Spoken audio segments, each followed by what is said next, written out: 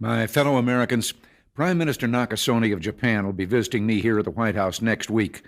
It's an important visit because while I expect to take up our relations with our good friend Japan, which overall remain excellent, recent disagreements between our two countries on the issue of trade will also be high on our agenda. As perhaps you've heard, last week I placed new duties on some Japanese products in response to Japan's inability to enforce their trade agreement with us on electronic devices called semiconductors. Now, imposing such tariffs or trade barriers and restrictions of any kind are steps that I am loath to take, and in a moment I'll mention the sound economic reasons for this, that over the long run such trade barriers hurt every American worker and consumer. But the Japanese semiconductors were a special case. We had clear evidence that Japanese companies were engaging in unfair trade practices that violated an agreement between Japan and the United States.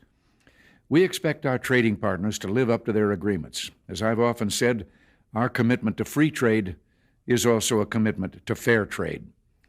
But you know, in imposing these tariffs, we were just trying to deal with a particular problem, not begin a trade war.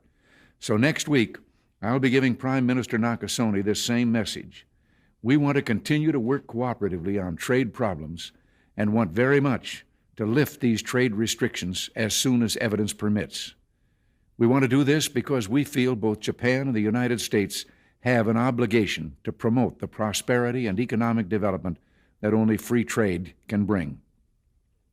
Now, that message of free trade is one I conveyed to Canada's leaders a few weeks ago, and it was warmly received there. Indeed, throughout the world, there's a growing realization that the way to prosperity for all nations is rejecting protectionist legislation and promoting fair and free competition. Now, there are sound historical reasons for this. For those of us who lived through the Great Depression, the memory of the suffering it caused is deep and searing. And today, many economic analysts and historians argue that high tariff legislation passed back in that period, called the Smoot-Hawley Tariff, greatly deepened the Depression and prevented economic recovery. You see, at first, when someone says, let's impose tariffs on foreign imports, it looks like they're doing the patriotic thing by protecting American products and jobs. And sometimes for a short while it works, but only for a short time. What eventually occurs is, first, homegrown industries start relying on government protection in the form of high tariffs.